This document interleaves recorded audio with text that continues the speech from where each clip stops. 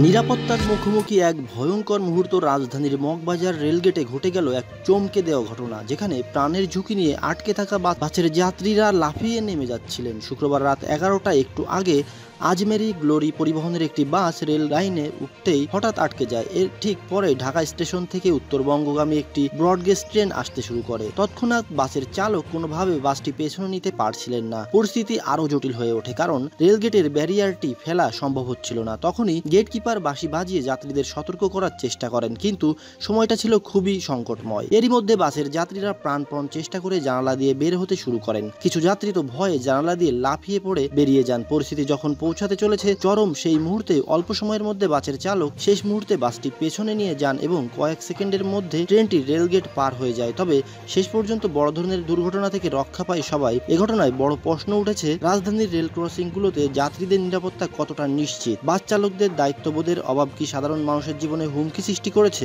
অবশ্যই আপনার মূল্যবান মতামতটি কমেন্ট করে জানাবেন।